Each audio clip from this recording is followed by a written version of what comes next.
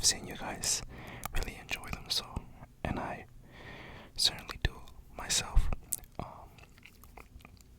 So I wanted to read a book for you guys in this early morning, taking the time to record. Because later on, I just don't have time. It gets very loud during the midday, so I want to take advantage in the morning. So make sure you guys smash that like button and share it with others. It really helps me out. I really thank everyone for your support. Can't thank you enough.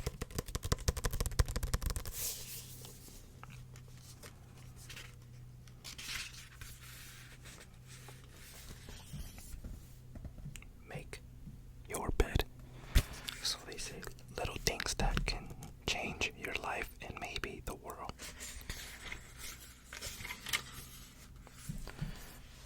So here's are the content clues. All the chapters. What are the chapters related off for? What are you going to be reading about? So there they are.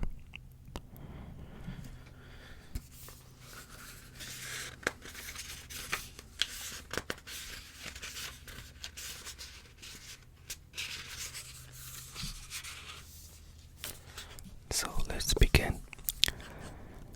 On May 17th, 2014, I was honored to give the commencement speech for graduating class from the University of Texas at Austin. Even though the university was my alma mater, I was concerned that a military officer whose career had been defined by war might not find a welcoming audience among college students. But to my great surprise and graduating class embraced the speech. The 10 lessons I learned from Navy SEAL training, which were the basics for my remarks, seemed to have a universal appeal. They were simple lessons that dealt with overcoming the trials of SEAL training. But the 10 lessons were equally important in dealing with the challenges of life, no matter who you are. Over the past 3 years, I've been stopped on the street by great folks telling me their own stories, how they didn't back down from the sharks, how they didn't ring the bell, or how making their bed every morning helped them through. Though at tough times, they all wanted to know more about how the 10 lessons shaped my life and about the people who inspired me during my career. This small book is an attempt to do so. Each chapter gives a little more context to an individual lessons, and also adds a short story about some of the people who inspired me with their discipline, their provenance, their honor, and their courage. I hope you enjoyed the book. Make your bed. Make your bed. Make your bed. Make your bed. So we're gonna start chapter 1.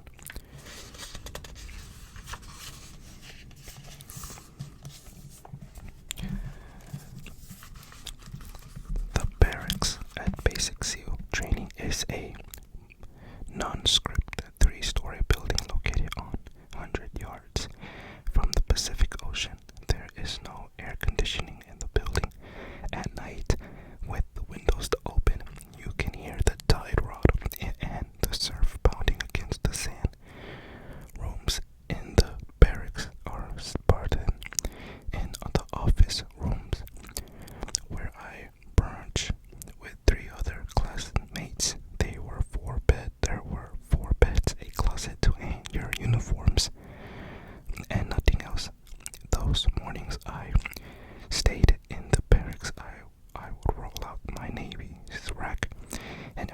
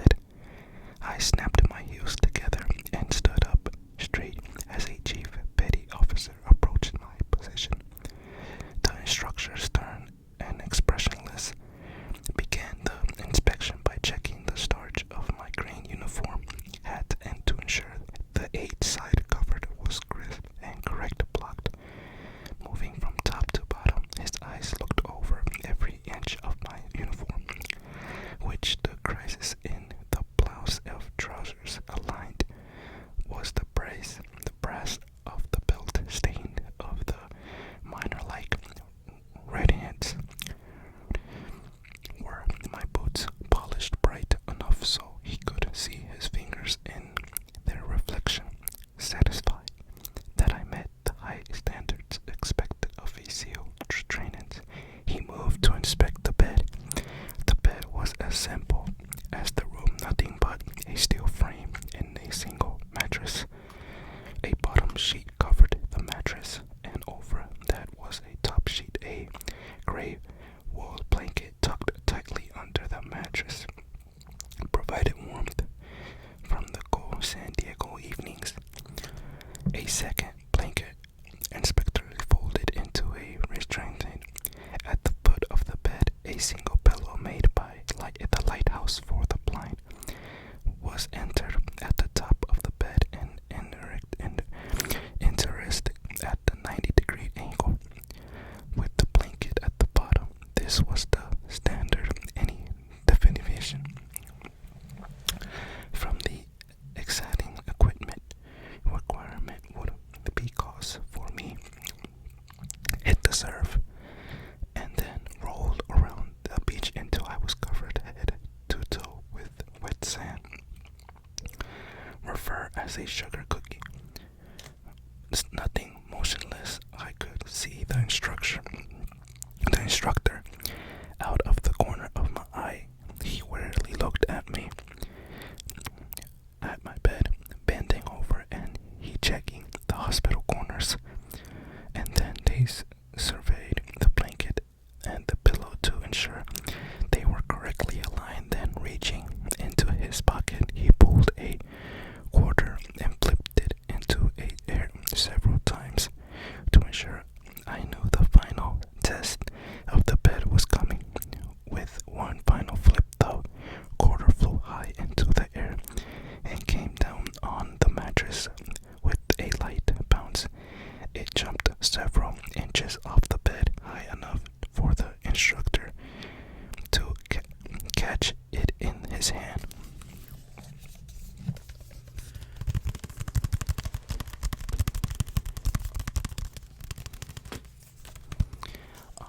Please let me know if you guys would want to continue this book. I'll continue reading it. Let me know in the comments.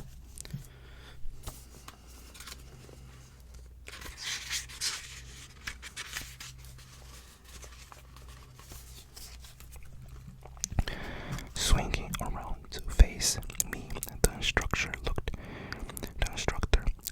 me in the eye and nodded. He never said a word, making me my bed correctly was not going to be an opportunity to prize.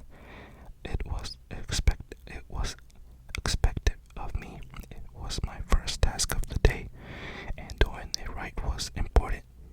It demonstrated my discipline. It showed my attention to detail. At the end of the day, it would be a reminder that I'd done something well, something to be proud of, no matter how small the task. Throughout my life in the Navy, making my bed was one constant that I could count on every day. As a young SEAL assigned aboard the USS Greyback, a special operations submarine, I was branch in a sick bay where the beds were stacked 4 high. The salty old doctor who ran sick bay insisted that I make the rack every morning. He often remarked that if the beds were not made and the room was not clean, he and the sailors expect to make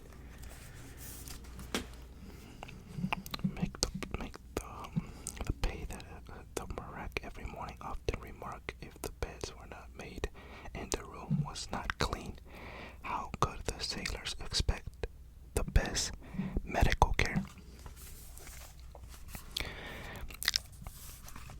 As I later found out, the sentiment of cleanliness and orderly applied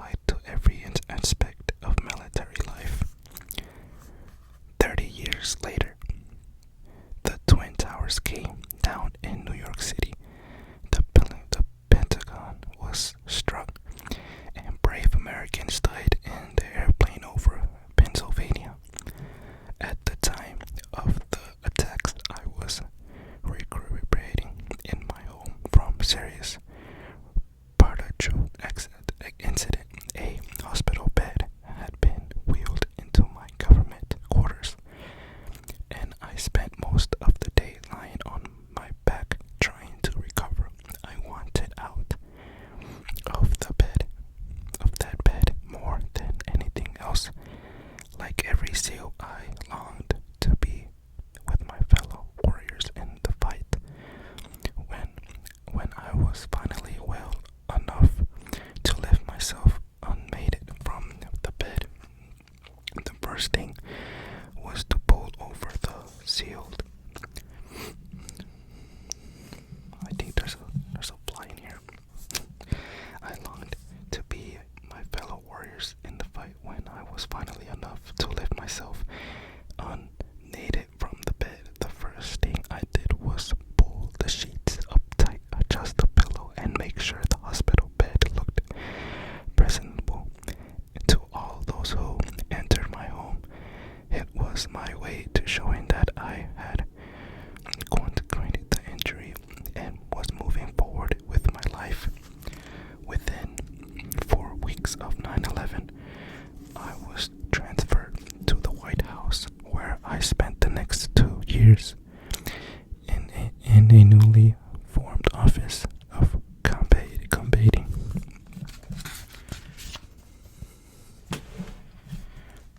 terrorism.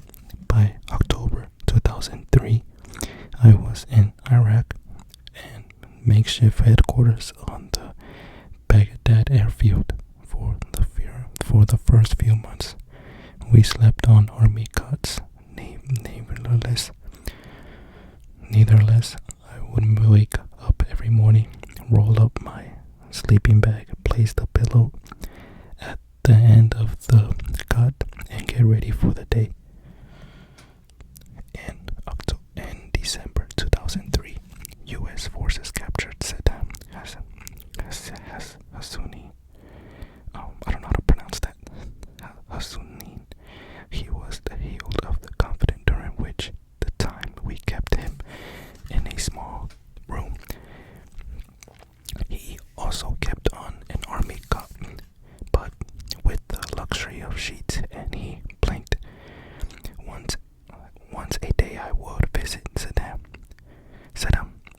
to ensure my soldiers were properly caring for him. I noticed with some sense of amusement that Saddam did not make his bed. The covers were always crumpled at the foot of his cot and rarely seemed to incline to straighten them.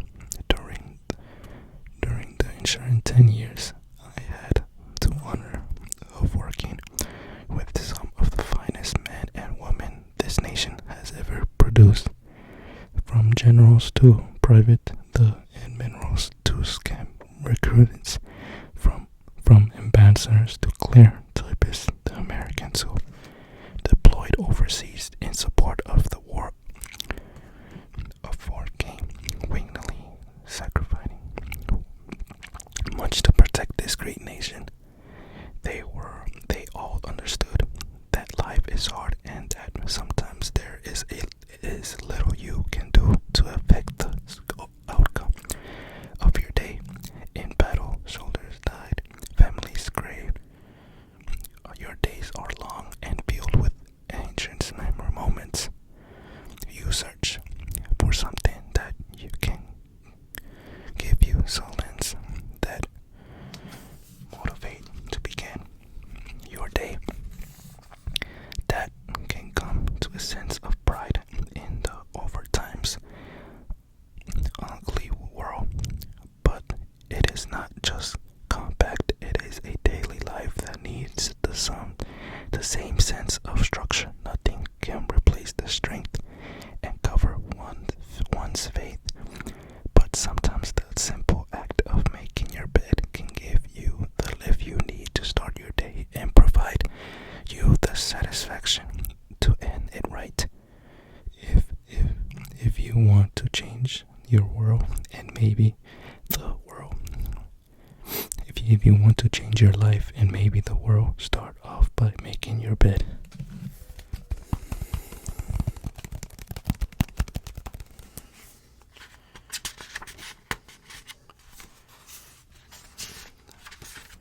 Okay, guys, so this is chapter 2. I'm gonna start by, I think,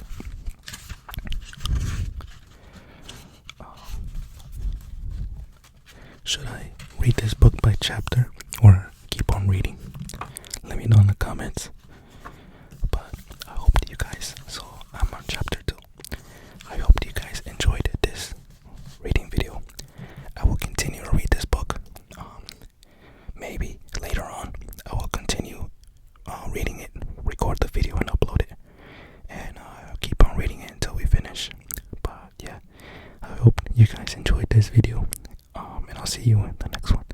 Make sure to subscribe and hit the notice so you don't miss out a video.